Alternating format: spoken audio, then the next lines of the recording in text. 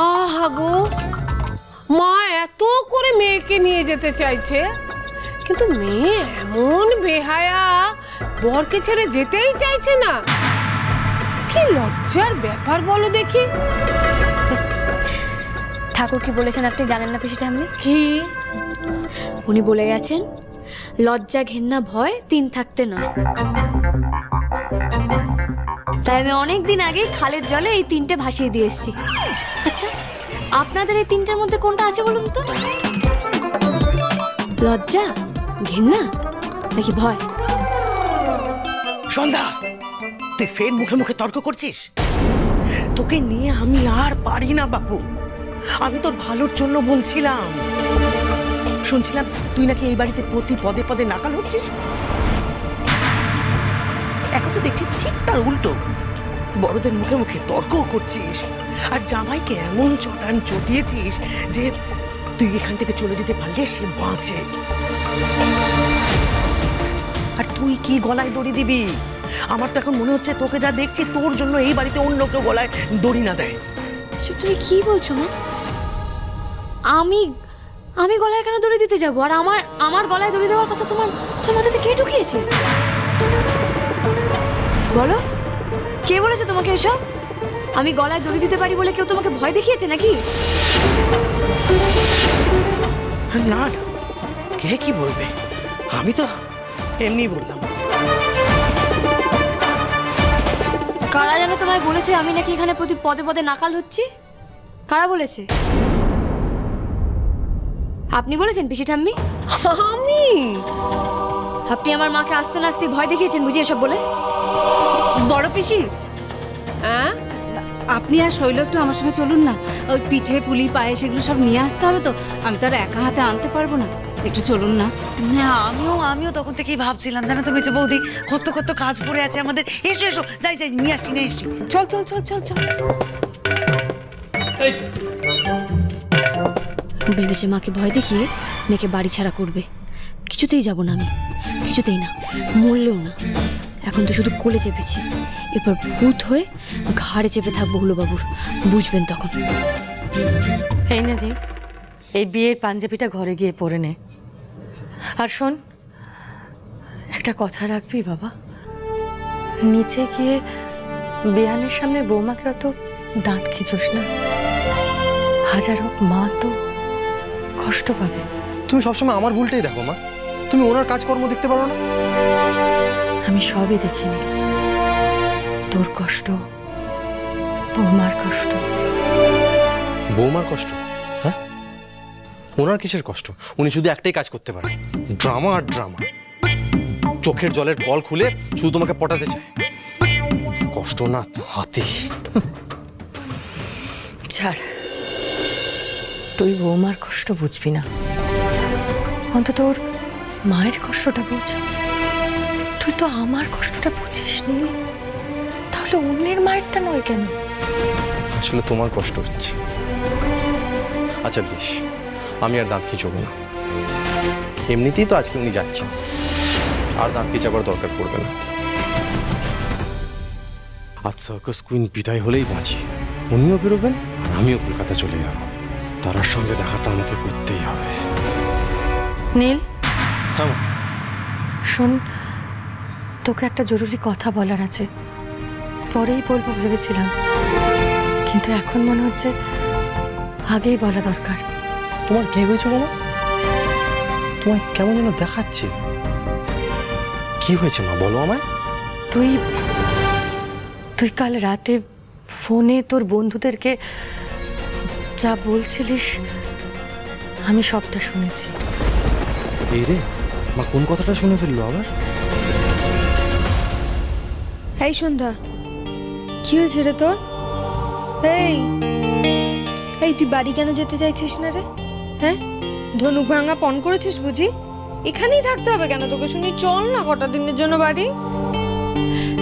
মাকে তো সবটা বলতে পারছি না, তাই তোকেই বলছি। তুই পারলে মাকে বুঝিয়ে বলিস রে দিদি। ওই বিয়ের আগে সেই একজন ওনার ছিল না, যাকে উনি ভালোবাসতেন, উনি তাকে এখনো ভালোবাসেন রে। তার কাছেই চলে যেতে চান, সুযোগ পেলে না খালি পালাই করেন। তারা এখনো তারাকেই ভালোবাসে নীল?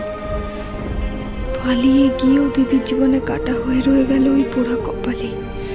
মোটে পছন্দ করেন না আমায়, আমার সাথে থাকতেই চান না কিছুতে। মন প্রাণ জুড়ে এখনো সেই আগের মেয়েটা।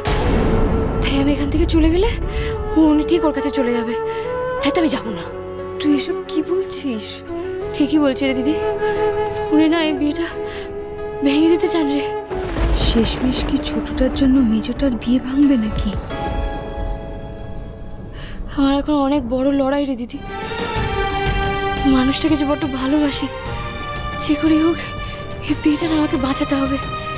কি করে ভেঙে যেতে দিই বল? ওনার থেকে আমি কিছুতেই দূরে যাব না, কিছুতেই না। আমি তোকে যেতেও বলবো না। তুই লড়াই কর মেজো, তুই এখানে গিরে বসে থেকে লড়াই কর। যেভাবেই হোক নিজের বিয়েটাকে বাঁচা। বাঁচাবো দিদি, যেভাবেই হোক বাঁচাবো।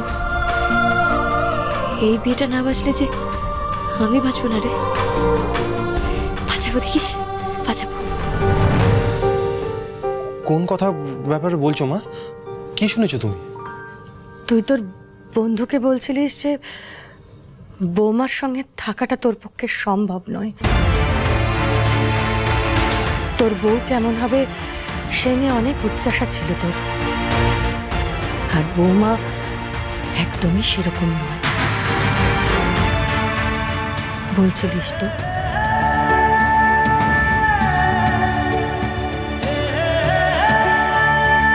তুমি শুনে ফেলেছো? দেখো মা, আমি তোমাকে সবকিছুই তো বলি, কিন্তু এটা বলতে পারিনি তুমি দুঃখ পাবে বলে। আমি দুঃখ পাবো বলে বলিসনি, অথচ দেখ তুই তলে তলে এই প্ল্যান বানাচ্ছিলিস কিভাবে কলকাতায় গিয়ে তোর আগের মেয়েটার সঙ্গে দেখা করবি। তুই যদি কলকাতায় চলে যেতিস তাহলে আমি দুঃখ পেতাম না, বৌমা দুঃখ পেত না।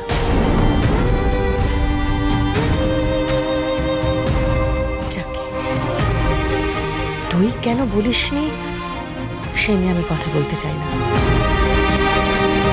আমি শুনেছি, এটাই যথেষ্ট। তোকে যেটা বলার, তোর কথা থেকে আমি এটা বুঝতে পেরেছি যে এই বিয়েতে তোর মন বসেনি, আর বসবেও না। তাই জোর করে এই সম্পর্ক জিইয়ে রেখে লাভ কি? কি বলছো তুমি মা? হ্যাঁ, আমিই বলছি। আমার জন্য দুঃখ পেয়ে তুই বৌমার জীবনটা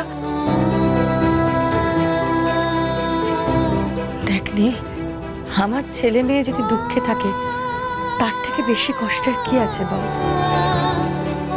আমার কথা ভেবে যদি তুই এই সম্পর্ক বয়ে নিয়ে যাস তাহলে তুই কষ্টে থাকবি, আর তুই দূরে দূরে থাকলে আমার মেয়েটাও কষ্ট পাবে। তাই তোদেরকে সারা জীবনে এই সম্পর্কের বোঝা যাতে বয়ে নিয়ে যেতে না হয়, তাই তেমন একটা সিদ্ধান্ত নেনি। তুমি এই কথা বলছো মা? হ্যাঁ বলছি। মেয়েটা তোর ভালোবাসা না পেলে সারা জীবন অসুখী হয়ে থাকবে রে। কিন্তু কেন থাকবে? ওর কি দোষ বলতে পারিস? ওকে পছন্দ করে আমি এই বাড়িতে নিয়ে এসেছি বউ করে। তুই ওর বাড়ি বয়ে গিয়ে বলে এসেছিস তুই এই বিয়েতে রাজি, তবেই না ও এই বিয়েতে রাজি হয়েছে। আমাদের কথায় বিয়ে করে ও ঠকে গেছে রে। কোন বউয়ের এটা ভালো লাগবে বলতো, যে ওর বরের মনে অন্য কারোর স্থান থাকবে? না নীল, আর আমি ওকে ঠকাতে পারবো না।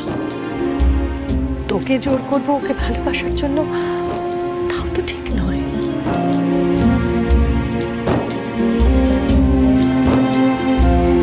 তাই তুই একটা সিদ্ধান্ত নে। বিয়েটা একটা চুক্তি নীল, সেই চুক্তিতে দায়বদ্ধতা থাকে, কর্তব্য থাকে, ভালোবাসাও থাকে। তুই যদি সন্ধ্যাকে ভালো না বাসিস তাহলে চুক্তি ভঙ্গ করা হয়, এটা মানিস তো?